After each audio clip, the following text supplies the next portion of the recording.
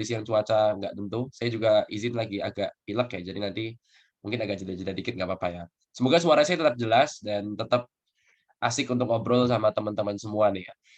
Eee, Firstly yang pertama tentu berterima kasih juga atas kepercayaannya, mudah-mudahan pengalamanku di BMKM tahun lalu dan juga tahun-tahun sebelumnya, terakhir 2022 lalu, dan akhirnya sampai sekarang 6 bulan setelahnya, ini insya Allah, menyelesaikan tahapan akhir di skripsi. Tapi satu hal yang menarik ketika diminta sama teman-teman, "Oh, sharing tentang leadership," pastinya aku akan lebih banyak mengaitkan dengan pengalaman-pengalamanku yang lalu ya. Kalau tadi pembicara sebelumnya kan teori, ya beliau udah ahli, pakar, dan juga udah punya banyak buku ya. Semoga sih bisa mencontoh beliau juga, teman-teman juga. Nah, saya coba akan mengaitkan konsep-konsep tadi pada tataran yang lebih dekat dengan kita-kita sebagai sama mahasiswa. Dalam konteks organisasi mahasiswa, pasti aplikasinya akan lebih detail, aplikasinya akan lebih disesuaikan dengan case-case kita. Apalagi sebagaimana tema yang saya akan angkat ya, nanti saya coba share PPT-nya buat bahan bantu, tentang future leadership, leadership masa depan ya, kepemimpinan masa depan. Karena organisasi, kemudian orang-orang di dalamnya, dan juga tren-tren lingkungan yang ada di sekitar kita kan juga berubah terus ya. Cepet banget sekarang ya, ada media sosial dengan adanya macam-macam teknologi, AI, dan sebagainya. Kemudian, eee, ya kalau bicara HI apa, perkembangan konteks hubungan antar negara juga semakin disruptif, sangat berubah cepat. Nah ini kalau nggak kita tanggapi dengan adaptif ya, kita nggak terbuka dan nggak selalu menyesuaikan diri, akhirnya kita jadi yang tertinggal dan kesulitan dalam mengelola organisasi. Jadi, izinkan saya sharing sedikit ya, mungkin siapa nih yang bisa bantu menampilkan PPT-nya? Iya Kak, sebentar ya Kak. Oh ya, boleh boleh. Mohon dibantu ya, biar Iya nanti Kak, saya tinggal next aja. pada operator Oke, dibantu. sip, nggak apa-apa sambil nunggu ya. Sebelumnya izinkan kenalkan diri lagi ya, sedikit, apa namanya, membagi pengalaman-pengalaman sedikit. Saya Khalid, kemudian nah di BMKM tahun lalu ya, 1 tahun menjabat sebagai Ketua BMKM UGM, dan sebelumnya sebenarnya saya juga menjalani total hampir 3 tahun di BMKM UGM. Jadi sebelumnya sebagai Wakil Ketua Menko Bidang Kemahasiswaan, sebelumnya lagi di tataran Kepala Departemen, Wakil dan Kepala Departemen. Jadi wakil dulu jadi kepala. Nah, kalau boleh sharing nih ke teman-teman HI Unsri, beberapa di antaranya mungkin angkatan berapa nih? 20, 21, 22 masuknya? Eh, Mulai dari 2020, 2021, 2022 Kak. Oke, wah luar biasa. Sampai yang maba juga ya, dua-dua tadi masih udah ada ya. Artinya kan ini mahasiswa yang saya yakin masih punya waktu panjang di kampus berdinamika ya. Nah, kalau boleh sharing dikit, pengalaman saya jadi ketua BEM bisa dibilang mungkin bukan sesuatu yang terencana dari awal ya. Jadi, eee, emang masuk BEM akhirnya memutuskan masuk BEM itu di, semester keempat ya, semester keempat tahun 2020 awal, di mana ketika itu langsung dilanda pandemi ya. Nah, bagi saya keputusan awal masuk BEM, salah satunya selain karena iseng-iseng diajak ya, jadi bukan sesuatu yang ter-planning apalagi menjadi ketua, yaitu karena saya merasa di BEM tersebut, selain saya belajar di HI, di kuliah saya, nah BEM ini membuat saya nyaman karena selalu bertemu dengan orang-orang yang jauh lebih hebat dan membuat saya terus merasa bodoh ya, merasa haus akan belajar. Belajar ilmu-ilmu kepemimpinan atau belajar hal-hal yang sifatnya bahkan lintas fakultas ya. Berbagi pandangan macam-macam fakultas kan ngumpul semua di BEM seru ya. Dan terutama salah satu yang nanti akan saya bagikan, perspektif seperti ini ya tentang future leadership, tentang bagaimana manage organisasi secara konseptual, secara teorinya maupun secara praktik itu saya temukan di BEM. That's why akhirnya aku sangat betah ya. Betah, selanjutnya lanjut, bukan karena apa ya, kalau BEM dibilang asik ya nggak juga ya, karena bebannya juga banyak. Tapi bagiku yang membuat asik adalah proses, kehausan kita untuk belajar, nemuin challenge baru. Jadi pesanku di awal buat teman-teman adalah mumpung ini masih muda-muda angkatannya, break your limits ya. Carilah challenge-challenge yang memang sesuai sama preference teman-teman, sesuai sama kompetens teman-teman, apalagi HI ya, karena HI kan ilmu sosial yang butuh praktik ya, ilmu politik juga. Sehingga bagi saya BEM atau mungkin mulai dari himpunan gitu juga bisa, bisa jadi satu laboratorium yang membuat teman-teman nggak cuma paham teorinya, tapi juga bisa apply itu. Oke, Let me share ya, sebentar.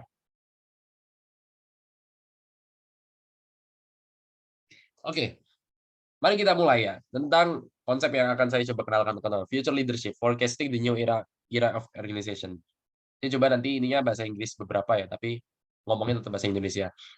Mmm, Tadi saya sudah bilang ya bahwa langsung aja lanjut ya. Kenapa sih hal ini atau topik future leadership ini penting dibahas ya? Karena sebenarnya gini, latar belakang saya nyari-nyari konsep ini dan juga menemukan beberapa referensi adalah semakin ke sini karena tadi ya, ada banyak perubahan-perubahan kondisi. Kalau saya menuliskan di sini yang di kiri itu ada istilahnya rapid change. Rapid change itu ada 2 hal kalau kita mau bagi ya secara umum ya. Ada yang tataran eksternal, kalau organisasi nih ya, kita bicara soal himpunan, BEM, dan sebagainya, yang kita perhitungkan kan sebenarnya dua dua aspek ini.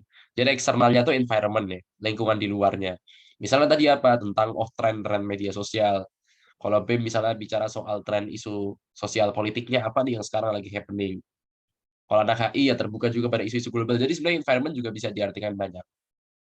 Nah, tapi jangan lupa juga kalau organisasi juga bicara soal people change-nya. Bagaimana karakter orang-orang yang ada dalam organisasi, mahasiswa Unsri, mahasiswa secara umum itu terus berubah juga tiap waktunya. Dan zaman sekarang ini gila ya. Ya, mohon maaf, gila itu bukan bahasa yang ya dalam artian yang cepat banget maksudnya, luar biasa banget, rapid change. Bahkan kalau kita bisa kalian memantau apa biasanya? Memantau tren-tren sederhana lah kayak di TikTok gitu ya, di musik, industri film. Itu kita sangat terkagum-kagum dengan perkembangan yang sebenarnya bagusnya emang jauh lebih berkualitas ya sekarang. Tapi itu membuat kalau orang-orang di dalam industri tadi, misalnya film, itu nggak adaptif, akhirnya jadi tertinggal dan kalah saing.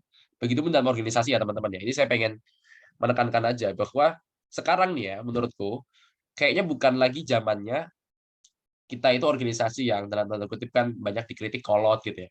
Apalagi BEM, BEM tuh kolot banget, aku akui lah. Kulturnya emang seakan-akan dibuat seperti itu ya, kata alumni misalnya. Apalagi karakter kolotnya misalnya. Kalian bisa tambahin di chat ya, kayak curhat-curhat aja, kita kita sama-sama ini ya, kalau bahasa Jawanya sambat aja, sambat. Eee, Apalagi, sekelas ini ya, organisasi mahasiswa, seringkali penyakitnya kolot tadi, kemudian, ngelihat yang lain bagus FOMO gitu ya, lihat, "Oh ini bagus nih, ikut-ikut tren," gitu ya. Satu sisi perlu kita ngelihat orang, organisasi lain buat comparing, tapi zamannya kayaknya ya, sekarang menurutku bukan kayak gitu lagi, Bro. Dibanding kita berpandangan best practice ya, best practice itu nyontoh yang lain, kayaknya kita harus menggeser pandangan paradigma kita itu ke arah futuristic approach gitu ya. Ya ini futuristic view yang aku tulis di bawah ya, bahwa dengan berbagai perubahan ini, kita boleh nyontoh yang lain, tapi untuk membuat kita, organisasi kita atau diri kita itu sebagai trendsetter untuk menciptakan tren baru. Nah, pola pikirnya harus kayak gitu nih kalau bisa.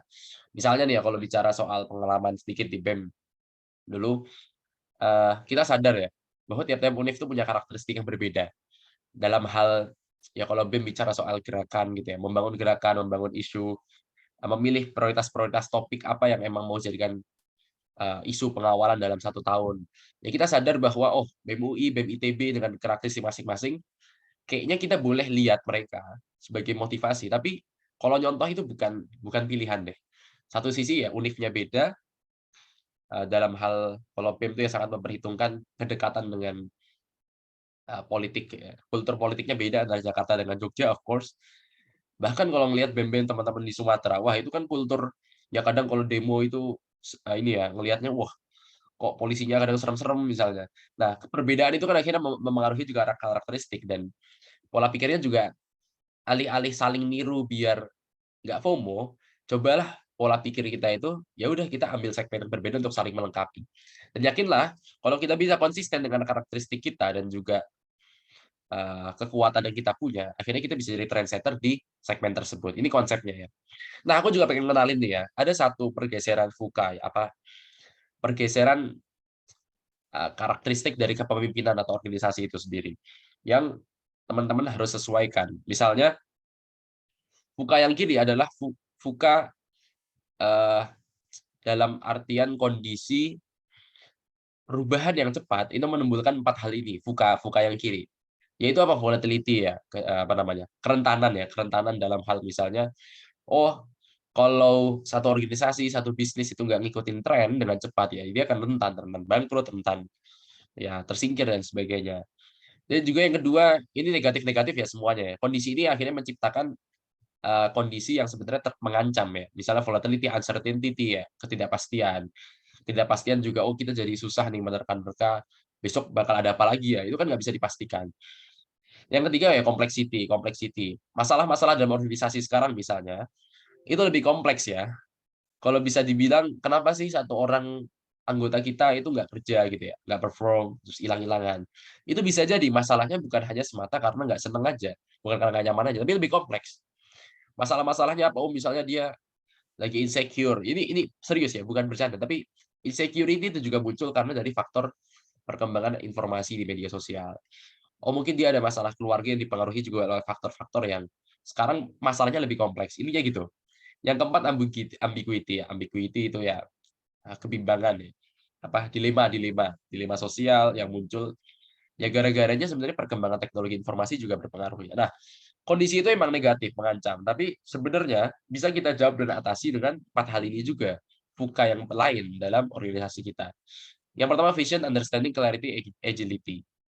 Vision ya berarti ini juga bisa diterapkan buat kita masing-masing ya sebenarnya diri kita ya. Jadi asalkan kita punya visi, punya pandangan, punya punya kemauan apa yang menjadi impian-impian kita, terlepas nanti vision itu bisa disesuaikan atau tidak itu hal lain. Tentu bisa ya. Tapi yang penting kita punya satu pikiran prinsip. Kedua adalah understanding. Ya tadi yang saya bilang kemauan untuk belajar. Jadi semakin cepat perubahan informasi ya, jangan membuat kita malah semakin minder dan berdiam diri terus kayak ini ya, kayak oh ya udahlah hopeless gitu ya. Jangan dong. Malah harapannya membuat kita juga semakin haus untuk belajar dari siapapun, dimanapun dan kapanpun. Clarity. Clarity ini mungkin saya artikan lebih pada kan kejelasan ya, tapi ya kejelasan dalam uh, menapaki apa yang mau kita tuju, menapaki vision tadi. Kalau visionnya ini, oh berarti kita juga perlu clear dalam waktu tertentu kita belajar apa. Kalau dalam organisasi ya dalam waktu tertentu kita mau ngejar apa, mau melakukan apa. Clear juga dalam menyampaikan ke anggota bahwa, oh karena ada tantangan ini A, B, C, organisasi kita perlu melakukan hal apa. Itu clear, komunikasinya clear. Kalau ada media sosial sekarang HP di mana-mana tapi komunikasi nggak clear kan ya aneh juga dan sayang nggak dimanfaatin. Yang keempat agility, kecepatan, ketangkasan untuk menyesuaikan di tengah perubahan yang cepat. Sehingga dengan itu memunculkan organisasi kita ini harus punya nih di tengah disruptive era yang sangat disruptif harus punya mindset yang growth ya, mindset yang terus berkembang, belajar dari sebelumnya dan membuat kita lebih baik di seterusnya dan juga futuristic view. Ngelihatnya ke depan, jangka panjang. Jangan cuma ngelihat bahwa oh yang penting ormawa kita 1 tahun ini bagus, terus setelahnya terserah lah. Setelahnya udah biar penerus kita nggak bakal ngurus dan nggak bakal yang penting kita keruk aja nih.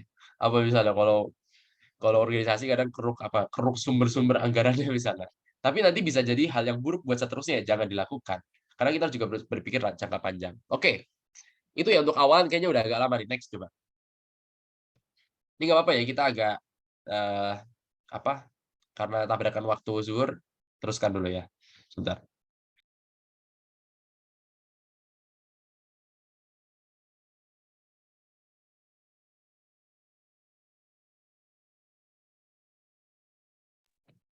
Oke, sebentar. Oke.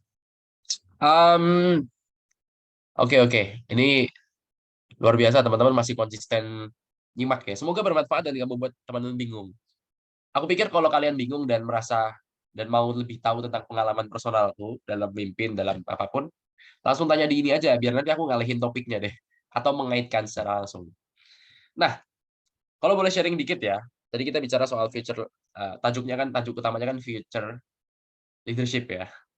Nah, setidaknya future leadership ini, kalau mau kita pelajari ya, sebagai person, karena catatannya gini, leadership itu artinya bukan satu ilmu yang harus dipelajari oleh leader saja, leader dalam arti yang titel jabatan saja.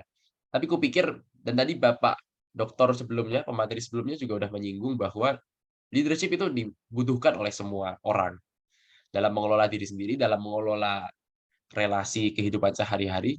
Ya, leadership adalah kemampuan sosial yang penting. Nah, jadi kalau mau belajar buat diri kita sendiri mulai dari mana? Nah, aku pikir yang membentuk leadership itu bisa terdiri dari 3 unsur utama ini, yaitu mindset-nya, skills-nya, dan juga attitude-nya. Ini penting loh, semuanya saling berimbang.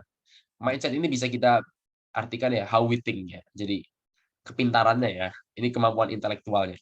Kalau skill ini kemampuan teknikalnya, ya kepintaran juga tentu saja, tapi lebih pada hal-hal yang, mmm, praktikal ya. Kalau mindset ini kan cara berpikir, nah ini how we do. Attitude adalah how we act, how we memperlakukan orang ya. Nah itu lebih pada mungkin hatinya ya. Attitude ini akhlak lah, akhlak kalau bahasa sederhananya. Nah, keseluruhan ini, kalau pengalaman saya pribadi bukanlah sesuatu yang memang kaku, ilmu bukan suatu kaku ya, bahkan lebih banyak seni mungkin. Seni yang tiap orang pasti penerapannya berbeda-beda, tapi saya rasakan juga ada satu standar yang sebenarnya hampir sama dalam membahasakan attitude-attitude. Artinya kan dalam norma sosial kita selalu percaya bahwa, oh dalam kultur ini, atau dalam kultur Indonesia kurang lebih samalah attitude kita dalam hal yang paling mendasar apa ya, mengucap salam, tersenyum kepada orang lain, ketika ngomong, ada orang ngomong didengar, itu kan attitude dasar. Dan saya yakin leaders yang baik ya, dan orang yang memahami leadership pasti tidak lantas membuat dia punya ego yang tinggi dan merendahkan orang lain. Itu kan attitude-attitude yang harus kita bangun juga. Begitupun dalam hal skills misalnya. Saya selalu percaya gini teman-teman, kalau leaders yang baik, memang bukan ranahnya dia mengambil kerjaan-kerjaan teknis, tapi akan lebih baik dan value leadership-nya akan lebih tinggi kalau dia bisa mencontohkan, bisa turun tangan langsung untuk membantu hal-hal yang kesulitan dilakukan oleh orang-orang yang dipimpinnya. Nah, itulah pentingnya skills ya. Dan mungkin itulah mengapa ya dalam karir-karir misalnya direktur BUMN dan sebagainya, semuanya kalau direktur ya, tataran direktur pasti hampir semuanya adalah orang yang menapaki karir dari bawah ya, dalam spesifikasi tertentu. Meskipun dia punya spesifikasi tertentu, pasti pada akhirnya tataran yang lebih tinggi dia harus belajar yang lebih luas lagi. Nah, jadi genetic skills itu juga penting ya. Misalnya dalam, tulisan ini saya tuliskan ya, beberapa yang penting banget sebenarnya ya managerial skills ya. Managerial skills itu sesimpel ya belajarlah coba untuk mulai nata nata nata tulisan ya, nata notulen ya, apa sih kalau catatan rapat. Nata-nata apapun ya, nata jadwal gitu ya, nata apalagi. Itu adalah managerial skill dasar yang menurutku sekarang tools-nya udah banyak banget ya. Bahkan saya baru-baru ini, saya menyesal ketika BEM misalnya nggak pakai tools sekeren apa sih Notion ya, Notion ya. Wah, Notion apalagi ada AI-nya itu luar biasa. Skill-skill seperti itu menurutku akan sangat membantu teman-teman dalam manage something. Communication juga penting ya. Communication bagi saya adalah skills. Karena ada ilmunya tentu saja dan mulailah baca-baca tentang bagaimana memperlakukan organisasi atau company lain. Itu akan berbeda memperlakukannya antar satu company, institusi dengan institusi lainnya. Misalnya institusi yang privat seperti apa, itu kan ada ilmunya ya. Yang publik seperti apa, kalau sesama mahasiswa seperti apa ya. Begitupun komunikasi terhadap orang-orang dengan karakteristik yang berbeda. Saya kira nggak ada batasan ya, apakah introvert, extrovert mempengaruhi komunikasi skills-nya. Justru itulah tantangan dan nanti orang introvert misalnya punya kemampuan karakteristik komunikasi yang unik dan bisa jadi itu tidak dimiliki oleh orang yang ekstrovert. Jadi, mari kita belajar nanti. Kompleks problem solving ya. Jadi, kalau saya nanti menjabarkan di selanjutnya kompleks problem solving nantinya lebih pada bagaimana seorang leaders bisa memilah-milah problem atau keruwetan pikiran yang ada di otaknya. Keruwetan itu apa? Ya itu ya, kayak benang benangnya kusut gitu ya. Nah, itu skills lagi tuh. Nulis-nulis, nyoret-nyoret, apa yang saya lakukan biasanya adalah kalau kebanyakan input nih, kebanyakan, wah kayaknya nggak sanggup nih ini, ngerjain sebanyak ini dalam waktu sedekat ini ya. Berarti kan proses delegating itu juga terkait dengan, skill komunikasinya ya. Oh ini ke ini nih kayaknya nih, oh ini sangkut paut sama ini nih, oh ini digabungin aja nih urusannya nih biar nggak pecah-pecah misalnya. Nah, yang didasari, skills itu juga didasari oleh mindset ya, how we think ya. Jadi 3 hal penting yang di era, 21, abad ke-21 ini juga menjadi skills yang tidak bisa digantikan oleh AI. Ini penelitian dari Deloitte ya, dari satu perusahaan konsultan terkenal. Yaitu ini, 3 hal ini, yaitu critical thinking, collaborative action, bagaimana satu institusi dengan orang lain, institusi lain itu berkolaborasi, itu kan nggak bisa digantikan oleh teknologi ya, dan juga continuous improvement ya. Critical thinking ya sebenarnya sama kayak tadi, sama kayak berpikir problem solving ya. kita harus terus mempertanyakan apa yang ada di sekitar kita. Apakah itu baik, apakah itu buruk, apakah ada cara yang lebih baik daripada sekarang, apakah ada cara yang lebih efektif, ya itu muncul dari pertanyaan-pertanyaan critical thinking. Inovasi muncul karena kita terus berpikir ya teman-teman, apalagi kita sebagai mahasiswa ya teman-teman terlatih untuk meneliti, berpikir ilmiah, ya itu dasarnya adalah critical thinking. Nah, attitude ini juga jangan lupa ya. Jadi saya pikir belajar di kuliah, selain belajar di bangku kelas yang juga mengajarkan 3 hal ini, belajar di organisasi mahasiswa juga harusnya mengarah atau buatlah kurikulum, nggak usah sulit-sulit, tapi mengarah pada 3 hal ini. Karena inilah yang akan jadi modal saya yakin dalam dunia-dunia setelah kuliah ya. Dalam dunia-dunia sosial, nggak cuma kerja, tapi juga ya bermasyarakat. Bahkan ketika pun kerja, saya yakin value added yang sangat berpengaruh adalah ketika teman-teman punya karakter ini. Value added itu maksudnya ya teman-teman lulusan sama semua, tapi kan untuk keterima kerja sangat mungkin persaingannya ketat ya. Yang paling dilihat adalah ini, ketika Anda wawancara, ketika Anda berinteraksi dengan teman-teman di kantor. Jadi ini ya, silakan attitude-nya juga ini ya. Ya setidaknya saya mencatat 4 hal ini, empatinya, bagaimana kita peduli, bisa mengerti, memahami orang lain, perasaan orang lain, respectful, dengerin orang lain kalau ngomong misalnya. Hargai dia, beri apresiasi ketika melakukan sesuatu yang membantu kita misalnya. Integrity juga ya, kalau ngomong ditepati. Intinya gitu. Integrity itu ya sesimpel bagaimana kita menjelaskan antara pikiran, eee, niat dan juga perbuatan kita, perkataan kita, ya gitu. Ya kalau kita integritas ya akhirnya leaders yang tidak koruptif terhadap waktu, terhadap uang misalnya. Itu kan muncul dari integritas. Yang kedua, emotionally control, ini juga penting ya. Kecerdasan emosional, bagaimana kita meskipun marah, emosi, leaders itu capek ya. Jadi pemimpin, ketua itu capek banget karena harus menerima banyak input, kadang input-input yang negatif dan sebagainya. Tapi yang saya rasakan justru itu sangat melatih untuk bisa terkontrol emosinya. Kadang nahan, penting nahan nahan nahan, tapi dalam satu waktu tertentu kita perlu merilis dengan cara lain, merilis dengan pembuktian-pembuktian, dengan kerja-kerja nyata ya. Sehingga, eee, input-input yang mungkin negatif, awalnya negatif itu tidak jadi hal yang merugikan atau keluar dari kita itu bukan dalam bentuk yang negatif, tapi dalam bentuk yang positif justru.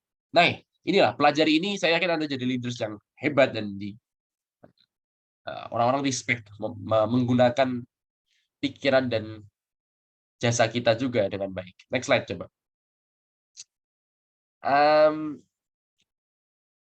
Oke. Jadi ini, apa namanya, semacam 3 elemen penting ya, kalau kita nanti bicara soal leadership itu, seperti apa. Nah, ini sekilas saja ya, tapi setelah tadi kita bicara soal tantangan di masa sekarang, era disruptif ini, terus tadi karakter mendasarnya, setidaknya nih ya, satu mentalitas yang harus dibentuk dalam abad ke-21 ya. Ya saya menyebut ini sebagai gambaran bahwa abad 21 ini adalah abad disruptif tadi ya, penuh tantangan, penuh perubahan. Setidaknya 3 hal ini aja. Jadi cobalah, apalagi sebagai leaders-nya atau Anda semua orang-orang yang ada dalam satu organisasi, itu relate dan seterbuka mungkin terhadap perubahan, dalam hal apapun. Jadi urutannya ya kurang lebih ya saya pahami relate, create, dan change.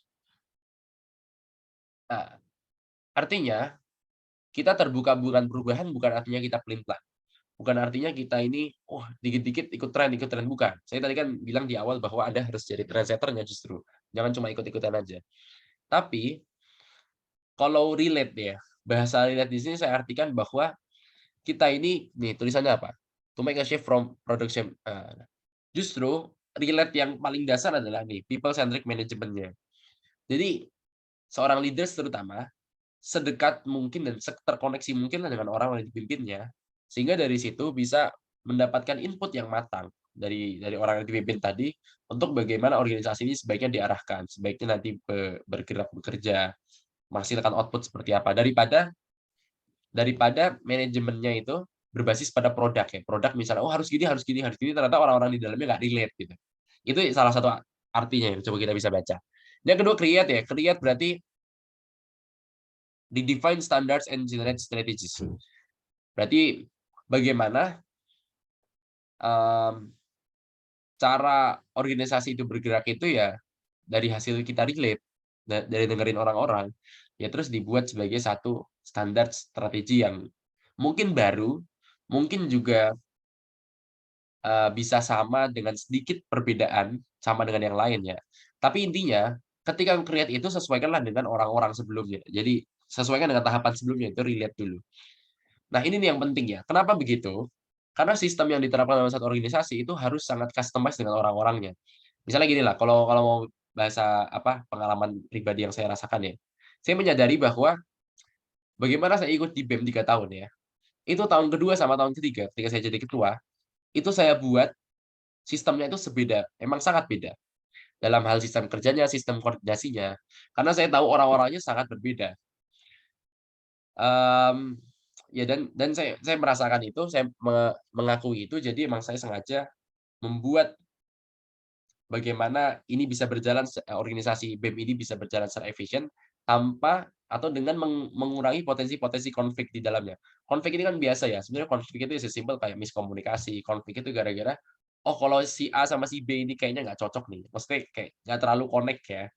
Kita tahu nggak sih kayak nggak se-circle lah misalnya. Oh ya udah, berarti bukan maksudnya kita menjauhkan, tapi dalam kerjaan-kerjaan yang harus jadi cepet, nah dia ditemuinya sama partnernya aja, dia dia dikelompokinnya sama ini aja ya, ini sama ini. Artinya kita tetap empower semuanya, memberdayakan semuanya, tapi dengan cara yang se-efisien mungkin. Nah itu kan bentuk dari bagaimana saya create strategi yang menyesuaikan dengan people-nya, dengan relate terlebih dahulu. Nah baru dari situ, dengan strategi dan people yang matang, barulah instigate change ya. Motivating teams to accept change. Nah, ini yang susah nih kadang, saya mengakui itu. Jadi kalau kita menyadari zaman ini sangat berubah cepat, organisasi ini mau adaptif, mau melakukan perubahan-perubahan baik dalam bentuk sistem, bentuk bahkan bentuk apa, bentuk organisasinya mau diubah dan itu terjadi pada PPKM UGM yang pada beberapa tahun saya ada di dalamnya, maupun dalam hal program-program di dalamnya. Dan itu pasti harus ya. Program pasti banyak berubah karena kita juga setelah pandemi, pada saat pandemi kita dituntut untuk banyak inovasi dan itu bagus ya, membuat kita berpikir bagaimana sih membuat sistem organisasi yang lebih efisien. Program juga sebenarnya bisa diefisiensikan ya. Oh yang nggak yang substansinya, bisa sampaikan lewat Zoom, ya Zoom aja. Kayak ini kan Anda berarti belajar dan menyesuaikan dengan efisiensi itu. Jadi change-change itu bisa banyak ya, ini dalam hal sistem misalnya, dalam hal program akhirnya kita jadi berpikir untuk, "Oh, kayaknya program itu nggak usah banyak-banyak, tapi yang, besar-besar aja dalam termin waktu tertentu." Begitupun dalam hal bentuk ya. Saya rasakan di BMKM UGM itu, akhirnya kita menyadari ya, anak-anak BEM, maksudnya saya sebagai ketua pun menyadari, di tengah anak-anak mahasiswa yang sekarang orientasinya lebih banyak ke magang gitu ya, part-time, udah malas kan organisasi ya, minatnya menurun. Bahkan, apalagi untuk mengikuti organisasi yang kayak BEM yang dipandang terlalu politis ya, animo mereka tentu sangat jauh, bodo amat gitu ya. Nah, kita menyadari apakah BEM masih relevan dengan sistem-sistem seperti ini ya, dengan hal-hal yang seperti, oh, seakan-akan ini pemerintahan mahasiswa. Akhirnya akhirnya satu kesimpulannya meskipun belum matang adalah tidak sepenuhnya relevan. Maksudnya, kita harus buat BEM ini sebagai periode-periode transisi. Akhirnya yang kita buat memang belum mengubah bentuknya, tapi saya buat di BEM itu berupa buku inilah, buku putih ya. Buku putih panduan dasar-dasar dalam hal apa BEM ini memang perlu dipertahankan, tapi dalam hal apa, fleksibel aja. Yang dipertahankan sebenarnya lebih kepada value-value dan gerak-gerak dasarnya, yang tidak bisa digantikan sepengamatan saya tidak bisa digantikan oleh organisasi lain. Misalnya dalam hal, oke teman-teman mahasiswa UGM berpendapat atau bersikap terhadap satu isu pemerintahan, sosial politik, oke BEM bisa mewakili, tapi bukan satu-satunya, itu kan hal prinsipil ya. Ya, bentuknya bisa berubah. Nah, itu contoh ya, contoh bagaimana instigate change, meskipun kita juga harus punya takaran, change itu nggak bisa serta-merta. Jadi jangan yang penting change ya. Nah, nanti ada tahapan-tahapan yang bisa teman-teman, pelajari. Next coba. Ini emang kalau cerita agak agak panjang ya, jadi mudah-mudahan, eee, menarik untuk disimak oleh teman-teman. Dan lagi-lagi feel free untuk ngasih tanggapan ya, kalau teman-teman penasaran atau keberatan dengan satu hal. Oke. Nah, ada 4 hal yang ingin saya coba highlight aja, tentang gimana sih terus membangun karakteristik-karakteristik organisasi yang futuristik tadi ya. Atau seorang leaders harus punya karakteristik apa sih untuk menjadi futurist leader? Dan saya pikir saya ingin mendorong teman-teman semua untuk pandangannya adalah seperti itu ya. Jadilah leaders-leaders yang futuristik. Jadilah orang-orang yang siap untuk menghadapi tantangan masa depan, bukan bukan cuma tantangan masa sekarang ya. Yang pertama intinya adalah connected capability. Capability yang atau kemampuan untuk mengoneksikan diri dengan lingkungannya, mengoneksikan diri dengan orang-orang yang dipimpinnya, maupun mengoneksikan diri dengan orang-orang di luar organisasi yang itu sangat dibutuhkan tentu saja untuk improvement atau perkembangan organisasi. Ini saya mengutip beberapa konsep aja dari McKinsey ya, salah satu konsultan paling baik, paling bagus lah, the best in the world ya. Dia memberikan gambar ini, menarik ya kalau ditelaah ya. Jadi bagaimana alih-alih organisasi itu bergerak atau berproses sebagai satu mesin yang kaku ya, hierarkinya kaku gitu ya, segitiga, terus ada pengelompokan-pengelompokan. Ternyata itu tuh dalam riset McKinsey ini tidak relevan lagi dan tidak menciptakan sistem yang efisien ya. Sekarang ya bentuklah organisasi itu sebagai satu, dia menyebutnya sebagai organism ya, semi organism ya. Jadi satu susunan yang cair, satu susunan yang bukan cair juga ya, tapi semi cair, gel ya. Jadi pada posisinya dia tetap ada senternya, tetap ada seorang koordinator ketuanya, tapi buatlah antar divisi misalnya, antar bagian-bagian organisasi itu tetap nyatu untuk bisa kerja-kerja bareng dan saling melengkapi. Nah, akhirnya ini saya maknai benar-benar. Saya belajar 2 tahun di BEM tentang konsep ini, dan di tahun saya sebagai ketua, ini benar-benar alhamdulillah bisa terlaksana secara matang karena sebelumnya mindset-nya tuh masih kayak gini, mindset kan kementerian namanya ya. Mindset tiap-tiap kementerian atau divisi ini masih sangat, "Oh, yang penting programku programku." Bahkan nggak kenal ya, atau bahkan kadang-kadang ada yang merasa, "Oh, kementerian ini lebih prestisius ya, lebih tinggi." Wah, itu kan bahaya banget ya. Ini masih satu BEM loh, belum nanti kalau BEM dengan BEM lainnya. Nah, maka perubahan ini harus bagi saya ini penyakit ya, penyakit membuat organisasi nggak efisien. Akhirnya anggotanya juga banyak, orangnya banyak, tapi yang kerja dikit. Kan itu menurutku nggak ideal. Maka bagaimana kita membuat, eee, apa namanya, mekanisme asesmen kerja itu lebih tegas misalnya, oh kalau ini terhitung udah 1 bulan nggak ini tanpa ada keterangan, tanpa ada izin, kalau izin nggak apa-apa, ya udah itu auto diputihkan. Dan bagaimana memenuhi SDM-SDM dalam kerjaan tertentu yang sering juga saya tambahkan kerjanya, kerja-kerja dadakan misalnya. Nah bagaimana kadang 1, 2 ya berkeluh ya, bahwa ini nggak ini nih, nggak bisa dilakukan. Nah, maka saya mulai kenalkan dan banyak terapkan konsep seperti ini, ya udah digabungin aja, ambillah dari kementerian lain, kan ini banyak nih. Oh, nggak ada yang bisa ini, oh ambil aja dari yang lain gitu ya. Dan memahamkan bahwa sekaligus memotivasi mereka bahwa ini bukan kerja buat kementerianmu doang, tapi buat BEM, bahkan dipahamkan juga tentang goals-nya adalah, oh ini ada impact-nya buat ini, buat ke masyarakat misalnya, atau ke mahasiswa-mahasiswa yang kurang mampu dan sebagainya. Nah dengan itulah, jadi motivasi itu bukan hanya dengan, janji-janji surga dan neraktir kopi doang tentu saja, itu harus ya, kalau kalau punya duit ya, tapi motivasilah dengan goals ya. Dengan satu, pandangan kenapa you melakukan ini dan apa dampaknya buatmu juga. Nah, kalau di segitiga yang samping ini, kiri, ini penting ya. Jadi hubungan leaders, goals, dan followers ini ada komponen-komponen yang menghubungkan itu dan silakan dinilai ya dalam organisasi teman-teman misalnya komponen itu udah ada belum?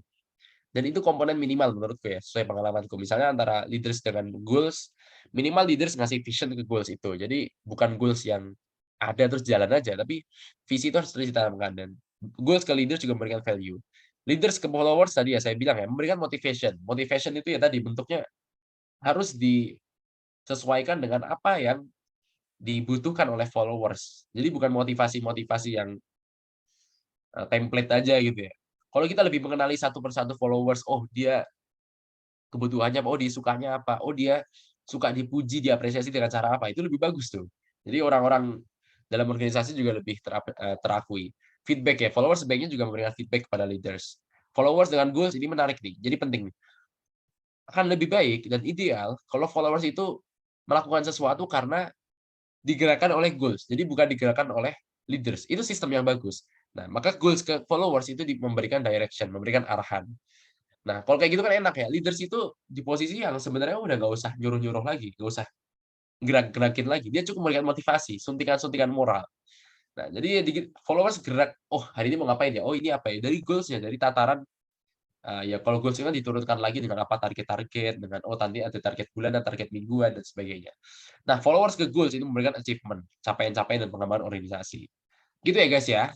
Next slide coba, itu connected capability. So, ya kita semua, you have to build your mindset ya, mulai dari mindset, mulai dari skills-nya juga dalam bagaimana sih membangun organisasi maupun diri kita ini lebih terkoneksi dengan semua, baik internal maupun eksternal aspek ya, gitu. Next slide. Kuncinya yang tadi ya, poin satu adalah sebanyak mungkin berteman dan membuat organisasi teman-teman jangan sampai jadi eksklusif ya, tapi jadilah inklusif. Nah, yang kedua, saya sering berpikir gini, kalau organisasi mahasiswa itu kan kita cuma 1 tahun, bahkan maksimal mahasiswa ya 4 tahun, 3,5 tahun kalau HI banyak ya. Nah, maka fokus dari organisasi mahasiswa, itu sebenarnya buat apa sih? Artinya kan kita 1 tahun organisasi itu, saya rasakan di BEM itu nggak bisa ngapa-ngapain yang terlalu banyak. Sebenarnya kalau kita bisa bicara capaian, ya ada capaian-capaian, tapi sebenarnya bukan hal yang gede-gede amat, dan 2 tahun, 3 tahun kemudian orang udah lupa. Jadi, saya pikir gini, mengejar kualitas, mengejar capaian-capaian itu penting juga. Tapi carilah capaian yang prioritas, dan fokuskan atau tempatkan prioritas organisasimu itu untuk capacity building, untuk membentuk orang-orang yang di dalamnya, membentuk dirimu, supaya belajar sebanyak-banyaknya, nggak kapok ya. Jadi belajar, senang, orang-orang juga belajar dengan senang di dalamnya, bukan justru meninggalkan trauma yang membuat kita kapok dalam lingkup organisasi atau mengelola sesuatu dalam aktivisme mahasiswa lah. Itu jangan sampai. Dan saya selalu kritik BEM itu selalu menghasilkan orang-orang yang akhirnya stres setelah selesai BEM. Ya alhamdulillah saya tidak ya, saya hahihi aja. Karena ya santai aja di bawahnya. Nah, kenapa ini penting? Karena sebenarnya kuliah itu kan buat apa sih 4 tahun, 3,5 tahun? Ya sebenarnya kan buat belajar, preparing ourselves untuk menapaki hal yang lebih real, dunia kerja, dunia masyarakat. Jadi gitulah, mindset-nya gitu aja, sebagai ketua organisasi, sebagai anggota di dalamnya, berpikirlah bahwa kita nih sedang melakukan investasi SDM. Kita nih sedang mengelola satu inkubasi laboratorium yang akan menghasilkan orang-orang keren dalam ranahnya masing-masing besok. Maka buatlah laboratorium itu, efisien mungkin untuk menghasilkan pembelajaran yang banyak, sebanyak-banyaknya. Semakin banyak orang-orang belajar di organisasi yang kita pimpin ya, maupun kita sendiri belajar di situ ya, akhirnya kita akan banyak berterima kasih juga pada organisasi kita. Mungkin itu nggak akan cepat ya, mungkin kita merasakan hikmahnya itu ya 3 tahun, 4 tahun, atau bertahun-tahun lagi. Tapi yakinlah, itu namanya investasi. Itulah sudut pandang futuristik yang ingin saya coba, eee, bagikan, dan saya juga beberapa terapkan dalam BMKM UGM. Nah, capacity building ini ya, jadi hal ini juga dibenarkan secara konsep dalam artikelnya dari McKinsey juga. Anda bisa belajar McKinsey ya kalau, tertarik baca-baca artikel kepemimpinan organisasi dan bisnis proses. Nah, quality of renewal ini ya. Jadi ada 3 kualitas utama yang perlu dibentuk oleh seorang leaders dalam menentukan performance organisasi itu baik atau tidak, dan salah satunya adalah quality of renewal. Lainnya adalah quality of direction, bagaimana arahan-arahan leaders itu diberikan. Kalau lebih jelas ya tentu lebih baik ya. Yang kedua interaction, interaction itu kan berarti ikatan sosialnya ya, pendekatan kulturalnya itu baik atau tidak. Yang ketiga renewal, renewal ini yang terkait sama topik kedua ini, yaitu tentang organisasi itu terus renew, terus memperbarui knowledge, membuat orang-orang di dalamnya ini belajar-belajar dan berkembang. Nah, what kind of form, apa bentuk yang bisa diimplementasikan sebenarnya? Ini pengalaman saya aja ya, Anda bisa cari lebih banyak sebenarnya. Jadi kalau metodenya sebenarnya bisa, ya buatlah BEM itu jangan hanya terbagi berdasarkan kementerian-kementerian yang basisnya pekerjaan saja, tapi bagilah, jadi saya membuat ini ya, mentoring group dalam BEM itu isinya memang kita terapkan baru tengah tahun periode, dan isinya itu memang mahasiswa baru banget, jadi angkatan 2022 semua. Ya kurang lebih berapa, 80 sekian ya. Dan kita buat itu terkoneksi antar kementerian, sehingga mereka bisa juga sharing experience dan pikiran mereka dalam, pekerjaan yang beda-beda skupnya, ya fakultasnya juga tentu saja berbeda.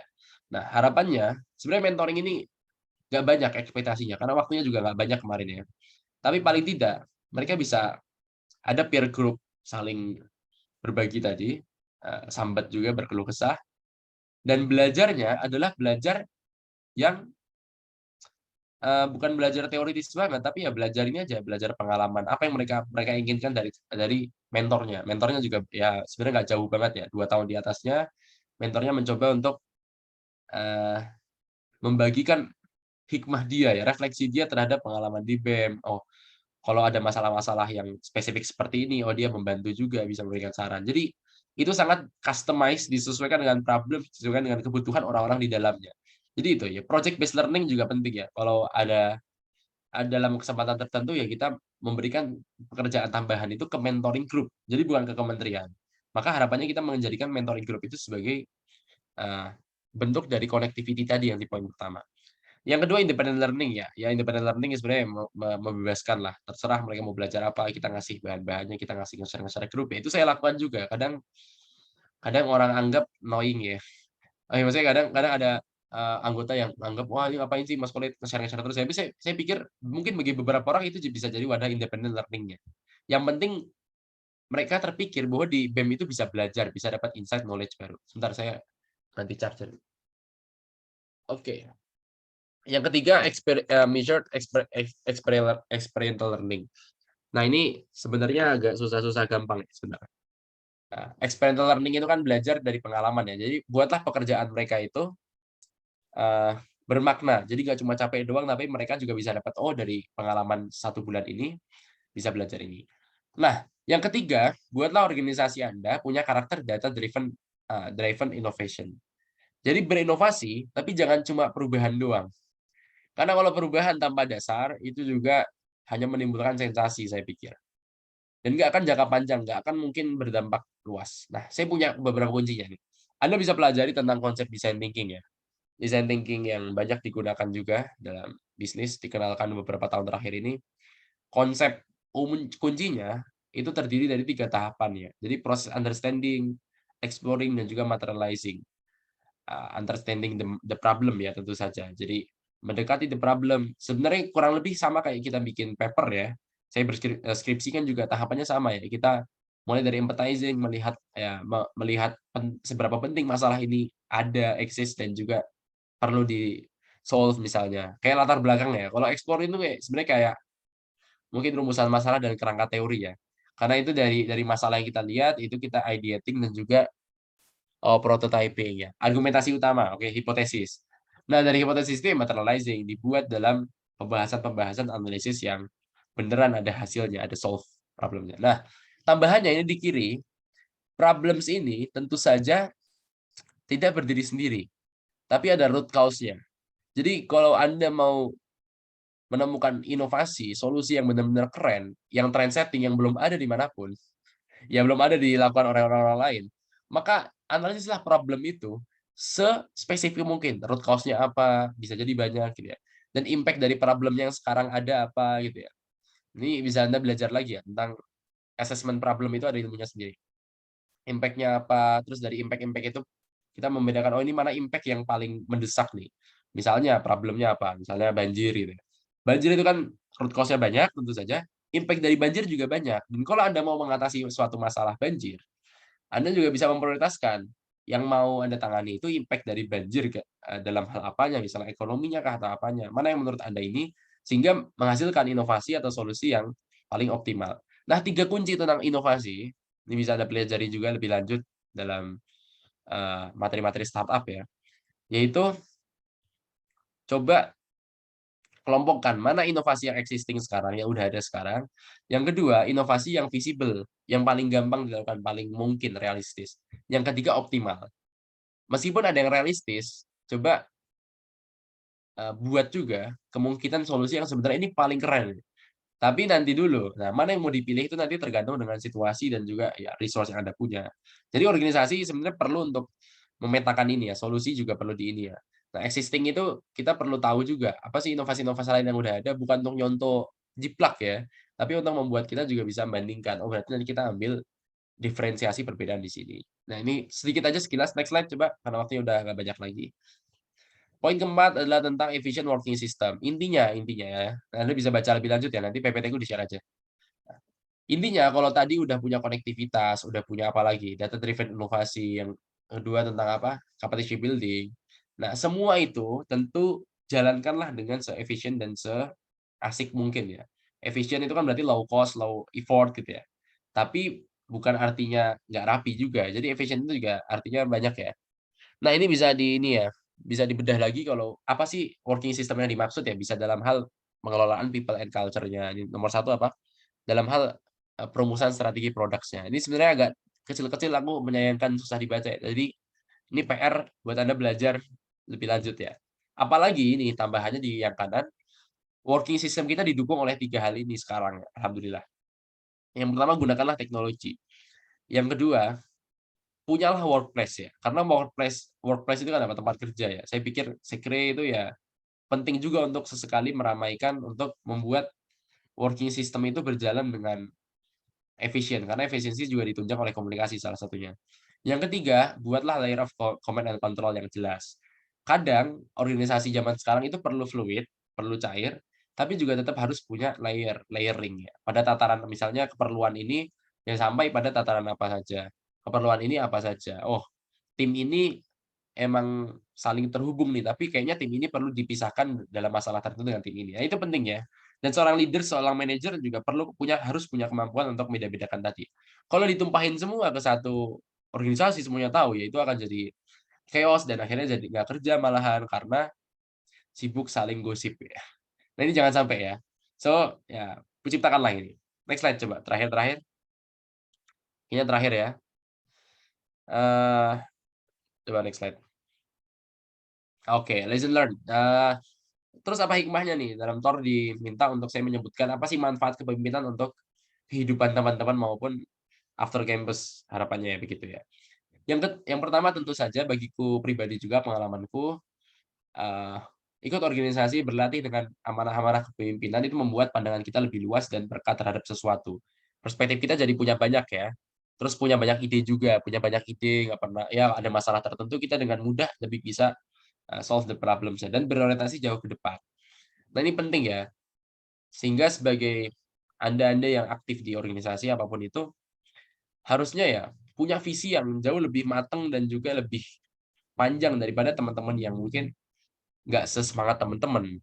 Ya, apa namanya, imbasnya, efeknya jangan sampai teman-teman juga kalah dalam akademiknya gitu ya, kalah dalam capaian-capaian sosial yang lain, prestasi dan sebagainya. Yang kedua, pengalaman kepemimpinan tidak hanya mematangkan skill komunikasi secara masif, tapi juga menjadikan komunikasi sebagai added value yang mendatangkan banyak kesempatan lainnya. Gini, buatlah dan targetkan kalau bisa ya, organisasi yang eee, ada di dalamnya sekarang itu sebagai satu batu lompatan untuk opportunity lain. Dan tentu saja itu tidak datang dengan sendirinya, tapi ya pinter-pinternya kalau misal kalian diundang dalam satu kesempatan, mewakili himpunan, atau bahkan nggak diundang pun datang gitu, daftar, tertarik ya. Mumpung Anda sebagai anggota apa, himpunan nih, atau sebagai ketua bahkan, sebagai apapun itu, datangilah orang-orang yang Anda tertarik untuk belajar dari orang tersebut dan ya bilang aja, "Saya dari ini," simpen nomor gitu ya. Saya hampir selalu melakukan itu, terutama pas jadi ketua BEM, karena embel-embelnya sebagai ketua BEM. Dan itu menurut saya privilege yang luar biasa dan gak ada salahnya. Ini adalah proses belajar yang harus secepat mungkin kita manfaatkan. Kalau sekarang sih saya masih melakukan tapi pilih-pilih aja. Dan lagi-lagi saya masih kadang ya, terkadang masih menggunakan sebagai mantan ketua BEM tahun lalu. Dan itu it's okay. Itu adalah satu pengalaman, satu kiprah yang harus kita manfaatkan juga. Yang ketiga terakhir, portofolio capaianmu atau aktivitasmu tidak hanya ditentukan dari seberapa banyak atau level jabatanmu, tapi pada pemaknaan yang berkualitas terhadap tiap prosesnya. Nah, ini penting ya. Buat teman-teman semua yang ada di sini, pastinya nggak semua jadi ketua. Karena kalau semua jadi ketua, siapa anggotanya kan? Dan tentu saja jabatan itu memang memengaruhi, itu bonus. Tapi tidak selalu orang yang punya jabatan lebih tinggi punya pelajaran atau pemaknaan yang lebih bagus juga daripada orang-orang yang tidak punya jabatan misalnya. Anggota bisa jadi dia akan improve skill-nya lebih cepat ketika dia bisa memaknai tiap prosesnya lebih baik daripada ketua yang mimpinnya. Dan ini selalu jadi penyakit ya. Misalnya sebagai ketua, oh saya jarang megang langsung bikin kajian akademik langsung jarang bersentuhan. Bikin desain langsung jarang. Dan kekurangannya buat saya adalah saya jadi kurang belajar dalam hal-hal yang seperti itu. Jadi pinter-pinter ambil hikmah ya sekali lagi ya.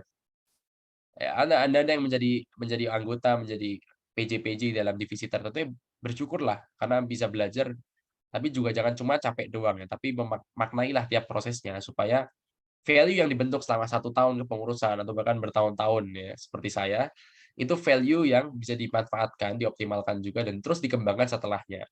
Jadi jangan cuma capek, terus bikin stres, trauma, terus kapok, terus udah nggak lagi, jangan, oke?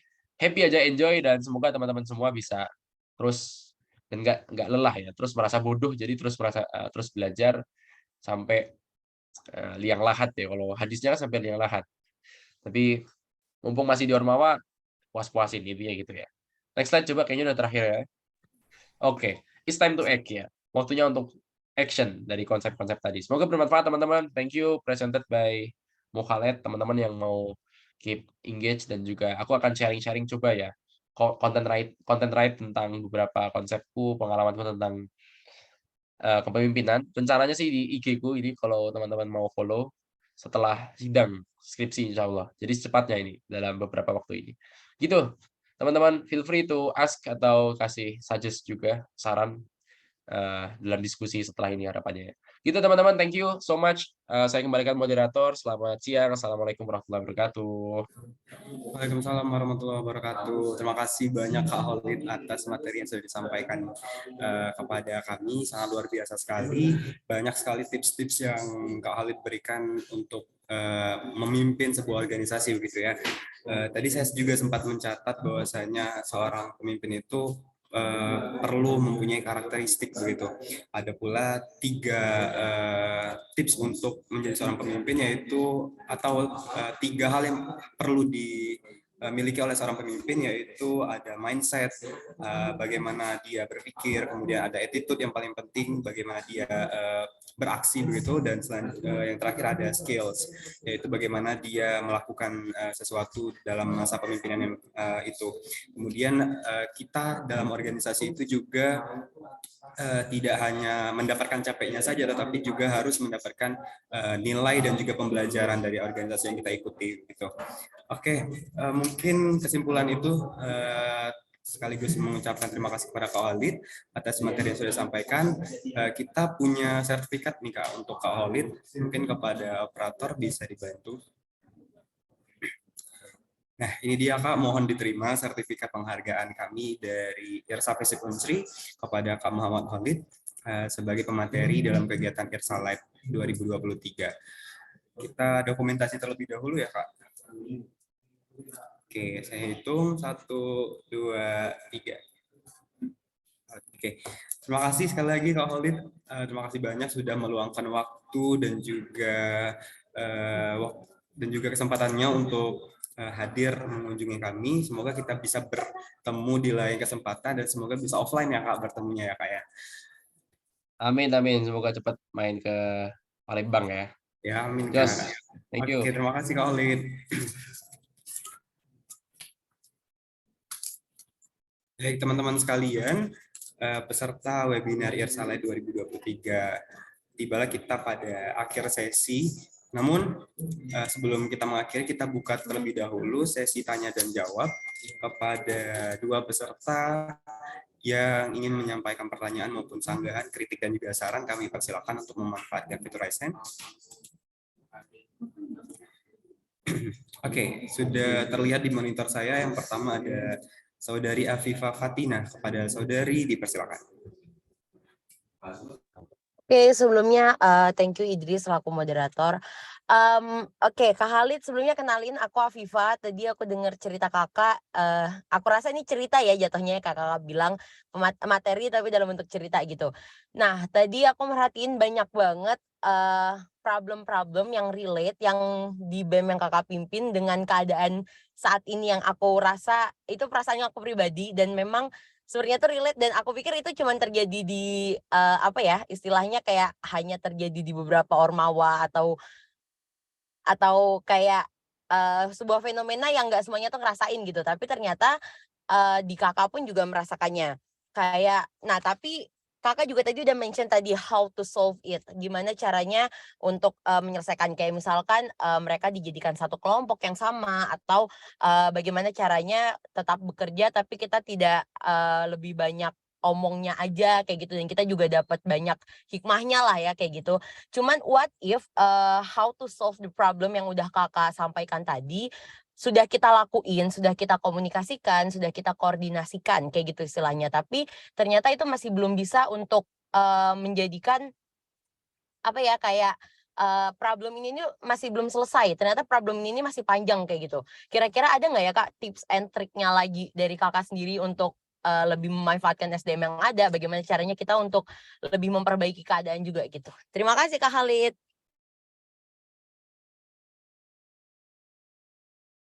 Boleh langsung dijawab saja, Kak Khalid. Oke, mantap mantap. Siapa tadi Alifa ya? Oh ya, Afifa. Pertanyaannya bagus nih. Bikin bingung juga ya. Anak HI emang kritis-kritis ya. Oke, kalau sharing pengalaman ya tentang apa? Bagaimana pada problem-problem tertentu yang memang sulit di-solve, terus ada keterbatasan bagi kita dan stuck dalam mengatasi problem itu wajar ya. Jadi aku juga belum belum banyak menguasai, jadi bisa belajar tentang crisis management, bisa belajar juga tentang ya tadi ada konsepnya seingatku ya. Ketika pada tataran problem itu stuck, akhirnya kan ya sebenarnya siklus aja ya, siklus menangani problem crisis management itu siklus aja ya. Akhirnya kita perlu mengidentifikasi lagi, ya ketika stuck itu sebenarnya problem problem makanya tadi kalau di slide yang ke berapa, poin yang ketiga atau keempat itu kalau nggak salah, problem itu kalau emang udah stuck banget, atau kita merasanya, "Ah, problemnya sama-sama aja gini-gini terus ya." Jadi kita perlu bedah lagi, baik bedah secara root cause-nya ya, root root problem-nya maupun bedah secara impact-nya. Itu bisa bisa dua-duanya. Root itu kan berarti latar belakangnya, impact berarti setelahnya. Nah, contohnya gini deh, katakanlah problem-problem yang sering terjadi dalam organisasi tadi, konteksnya adalah, oke, kerjaan atau orang-orang yang dipimpin ini nggak bisa becus nih ya, gitu ya. Jadi udah hilang-hilangan, di WA nggak bales, terus nggak kerja, nggak perform well, dan kita udah menangani, udah mencoba pendekatan-pendekatan yang beragam juga, misalnya di-approach gitu ya, didatengin, bahkan tadi kalau tadi disinggung, oh tadi dikelompokin sama orang-orang yang lebih lebih bener kerjanya atau dengan yang dekat dengan dia, tapi nggak bisa. Nah, dalam dalam hal yang aku pelajari juga, sebenarnya problem stuck itu bisa bisa ditangani dengan cara yang memang memutus problem itu. Jadi bisa bisa dengan itu satu opsi ya. Jadi mutus problem itu kalau saya gambarkan tadi adalah saya menerapkan mekanisme yang tegas aja. Kalau emang nggak perform dalam ini, ya udah berarti daripada problem itu kalau dibiarkan jadi benalu buat organisasi, copot aja. Nah, itu juga bentuk dari bagaimana menciptakan efficient working system ya. Jadi dalam mengelola people and culture, kita punya standar, kita punya target. Nah, selama catatannya adalah kalau semua di-cut kan sebenarnya habis orangnya ya, takutnya. Nah, selama kita punya standar yang udah ditetapkan dan disepakati dari awal. Sama kita juga punya standar bahwa untuk pekerjaan BEM setahun ini, itu perlu dikerjakan oleh orang-orang dengan kualifikasi seperti apa, dengan orang-orang seperti apa. Kalau emang nggak masuk kualifikasi, sebenarnya dengan mengurangi itu nggak terlalu pengaruh kok buat organisasi kita ya, berarti nggak apa-apa, putih-putihin aja, yang emang nggak kerja. Jangan sampai yang nggak yang udah berusaha kerja meskipun nggak kan ada ya orang-orang yang udah effort banget kerja, tapi sebenarnya dampaknya nggak seberapa gitu ya. Tapi kita apresiasi juga dong kemauan mereka untuk belajar dan ada di dalam ekosistem ini, itu ya jangan dipecat. Jadi kita bukan kerja ya, bukan kerja beneran yang, ya dipecat untuk mengurangi gaji kan enggak ya. Nah, opsi yang kedua, jadi ini masih bicara soal problem stuck. Opsi yang kedua ya tadi, bedah lagi problemnya, dalam aspek ya mana mana yang problem root cause-nya. Root cause itu bisa banyak ya, itu ya harus peran-peran semi detektif ya, sebenarnya harus effort juga sebagai leaders atau sebagai atasannya dia. Dia harus nyari atau, eee, dibedah berdasarkan problem impact-nya. Nah, kalau berdasarkan problem impact-nya tadi misalnya, oh orang ini hilang terus apa kira-kira kerugiannya buat, kementerian tertentu ini, apa kerjaannya nggak bisa di-handle, siapa orang-orang yang mungkin akan ini ya, akan jadi ikut demotivasi juga gara-gara orang ini nggak kerja misalnya. Nah, hal-hal ini kan enak nih kalau udah terpetakan akhirnya kita bisa fokus pada penanganan problem yang udah lebih detail tadi. Alih-alih kita kita hanya fokus pada menangani, "Oh ini gimana nih orang ini mengembalikan orang ini biar kerja lagi," gitu ya. Nah bagi saya bukan bukan artinya 1% ini no matters, nggak berguna dalam organisasi, bukan. Tapi kita juga lagi-lagi harus ini ya, harus adil dalam melihat bahwa, oh ini kepentingan organisasi, ini ada kepentingan individu. Dan ketika kepentingan individu ini, si individunya ini nggak bisa memenuhi kewajibannya dalam organisasi, ya berarti artinya kita juga mohon maaf nih, nggak bisa juga memenuhi haknya dia sebagai individu. Gitu sih. Ya, gambarannya itu. Tentu problemnya juga bisa lebih kompleks dan lebih banyak ya. Misalnya problems ya kalau himpunan-himpunan BEM itu juga sering mengalami konflik-konflik politis ya. Dipandang ini, dipandang seperti ini, menerima ya mungkin isu-isu negatif seperti ini, yaitu krisis manajemennya beda lagi. Nah, mungkin kalau bisa saya bagikan salah satu mungkin mungkin isunya jarang ya separah BEM ya. Karena BEM kan mungkin politisnya lebih kental, tapi saya pikir pandangan-pandangan negatif itu selalu ada ya, cibiran-cibiran dari beberapa kelompok misalnya. Nah, saya pikir penanganan seperti ini paling gampang selain dengan membuktikan kinerja-kinerja dan menonjolkan kinerja-kinerja bagusnya ya melalui people branding, organizational branding dan sebagainya. Tapi lagi-lagi yang saya pelajari ternyata yang nggak kalah penting adalah bagaimana kita mengontrol atau ini ya, meyakinkan, memotivasi, lagi-lagi menenangkan orang-orang di dalam organisasi, bukan cuma diri kita. Pertama tentu layer satunya dulu. Jadi layer satunya harus punya mindset bahwa, oh ini perspektif atau emang fakta gitu. Jadi ya isu-isu negatifnya. Oh kalau emang fakta ya udah harus kita apologize dulu gitu ya. Jadi kalau fakta ternyata kita tidak disarankan dalam teori komunikasi itu tidak disarankan untuk menolaknya gitu ya. Kalau emang fakta ya kita akui aja dalam hal-hal apa ini, ya, apologize terus kita tunjukkan improvement-nya. Nah yang nggak kalah penting setelah di satunya ternyata adalah orang-orang di dalamnya.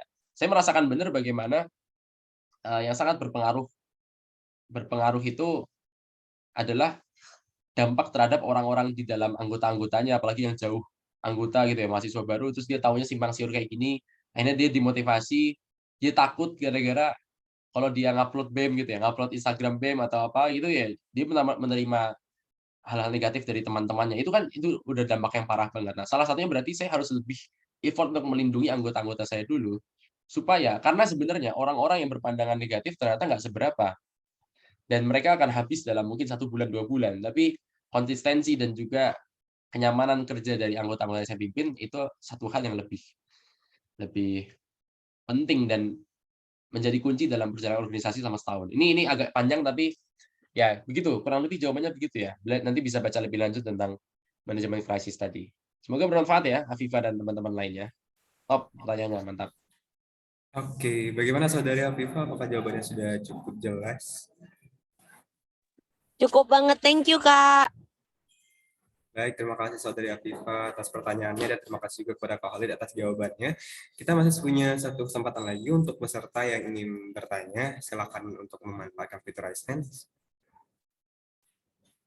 Wah, di sini sudah terlihat dua yang raise hand, namun kita hanya memilih satu ya karena keterbatasan waktu juga. Di sini yang pertama sudah ada Saudara Septio. Kepada Saudara Septio dipersilakan. Yang atas kesempatannya. Sebelumnya perkenalkan, nama saya Septio Kapradana dari jurusan HI Angkatan 2022. Oke Kak Khalid, izin bertanya Kak, ketika kita dalam mengontrol leadership dalam menjadi seorang pemimpin, dari diri kita sendiri juga dituntut untuk memanage segala bentuk pribadi dan fokus kita sehingga kita bisa memberikan impact yang baik kepada setiap anggota. Nah terkadang nih, dari diri kita pribadi ya, kita kan juga manusia tuh kan Kak, ada di mana kita berada di fase ngerasa down atau merasa capek dengan segala kehektikan yang kita alami gitu. Nah, dari kakak sendiri, dengan segala pengalaman yang kakak miliki, apakah kakak memiliki tips untuk mengontrol diri kita sehingga tetap konsisten dan bisa lebih meningkatkan kembali value yang kita miliki khususnya dalam bidang leadership? Terima kasih, Kak. Jos, mantap. Pertanyaan bagus ini, bermanfaat nggak cuma buat organisasinya tapi juga buat self manajemennya. Pertama aku senang banget pada antusias, thank you ya udah pada raise hand. Mungkin kalau yang nggak sempat tadi bisa tanya privately di IG, feel free. Septio, Mas Septio, orang Jawa apa Mas Septio? Turunan, Mas. Apa? Oh, turunan Jawa. Oh ya ya. Oh ya wis, wong Jawa, siap. Mantap. Ah, apa jadi lupa kan. Oke, tadi tentang bagaimana mengelola ini ya, mengelola diri, mentality stabil sehingga bisa konsisten dalam perform.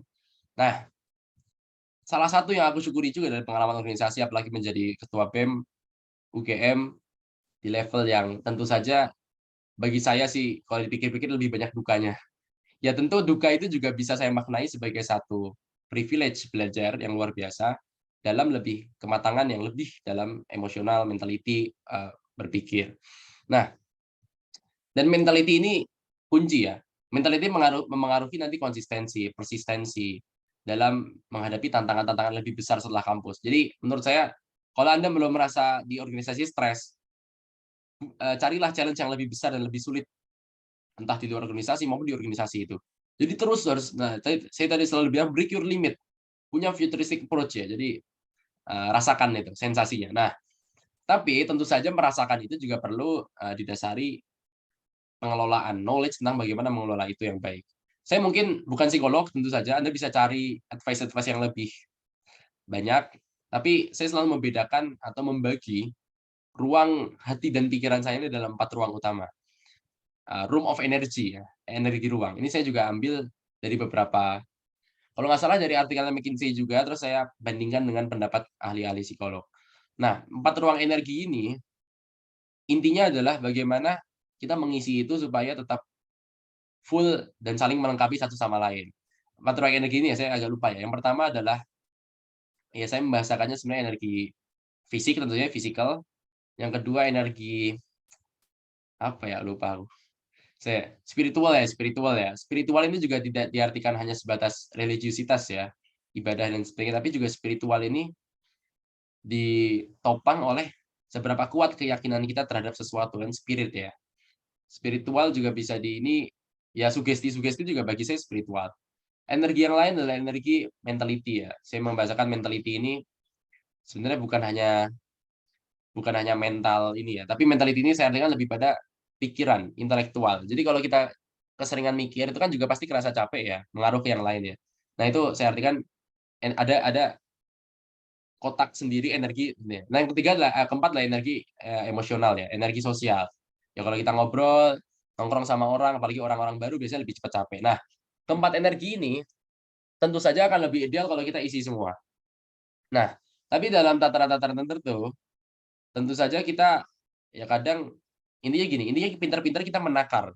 Lagi kadar energi kita yang satu blok dengan satu blok lain ini lagi dalam posisi seperti apa, kondisi seperti apa, dan bagaimana kita mengisi itu maupun mungkin membatasi diri kita kalau bloknya ini nggak cukup nih, ya kayak bensin lah, kalau bensin nggak cukup nggak usah dipaksain, entar mesinnya rusak gitu. Nah, idealnya semuanya keisi, tapi kalaupun enggak, bagaimana paling enggak ya 2/4 keisi lah gitu. Jadi jangan sampai kosong banget. Misalnya, mbok yo fisike sorry bahasa Jawa. Meskipun fisiknya habis nih, misalnya fisiknya capek banget, tapi bagi saya selama energi emosionalnya, jadi emosional saya mungkin lagi nggak banyak menerima energi negatif gitu ya, lagi nggak marah-marah banget, sama energi spiritual ya, saya punya tekad untuk, "Oh ini pertemuan penting nih, entah gimana pun caranya aku harus datang nih." Meskipun fisiknya capek, ya insya Allah itu masih masih inilah, masih masih bisa kejangkau. Ya kalau ternyata fisiknya ternyata emosionalnya juga lagi sebaliknya emosionalnya lagi capek, ininya, apa namanya, mentalnya, pikirannya juga sering kepake ya karena mungkin urusan-urusan BEM, maka isilah fisik energi tadi dengan ya rutin olahraga gitu ya. Mungkin nggak bisa rutin tapi dalam fase tertentu, iniin olahraga, workout gitu biar energinya fisiknya masih tetap kejaga. Makannya juga yang teratur misalnya. Jadi saling melengkapi ya. Itu mungkin bisa jadi salah satu ini ya, salah satu penunjang aja, meskipun lagi-lagi kadar kemampuan tiap orang beda-beda. Jadi bisa jadi, eee, apa namanya, ada yang mungkin kita sendiri merasakan, oh emosional energi itu setiap hari kok selalu habis gitu ya, karena lingkungannya lagi-lagi ternyata kurang kondusif untuk mendukung itu. Jadi tetap tetap jangan sampai fokus ke satu atau 2 doang, tapi yang lainnya dibiarkan nggak terperbaiki. Kalau kita merasa, "Oh yang ini kayaknya nggak baik nih, habis terus nih ya," carilah environment, dukungan-dukungan yang lebih mendukung kita supaya energi kita ini bisa optimal semua. Gitu ya. Itu salah satu cara aja sih yang membedakan. Ya misalnya kalau ininya spiritualnya ini ya kalau bagi yang beragama ya beragama apapun beragama apapun ya, ya maka doronglah itu juga dengan beribadah kepada Tuhan kan gitu. Itu sih, semoga membantu sih ya. Dan ya Oke. nikmatilah stres itu, karena saya yakin stres itu akan berguna untuk tantangan-tantangan apapun ke depannya. Gitulah. Baik, terima kasih Kak Khalid atas jawabannya. Yos, Bagaimana semangat Saudara Septio ya. Matthew? Baik Kak, terima kasih banyak atas penjelasan dari Mas Khalid. Oke, baik, terima kasih Kak yang sudah menyampaikan pertanyaannya. Mohon maaf, agak sedikit berisik. Oke, dengan berakhirnya 2 sesi diskusi terakhir ini, maka berakhirlah pula sesi penyampaian materi yang disampaikan oleh narasumber kedua kita, yaitu Kak Muhammad Khalid. Sekali lagi, kami mengucapkan terima kasih banyak atas kesempatan dan waktu serta materi yang sudah diberikan oleh Kak Muhammad Khalid. Sangat luar biasa sekali, banyak pembelajaran dan manfaat yang bisa kami ambil. Sekali lagi mengucapkan terima kasih banyak Kak Khalid. Baik.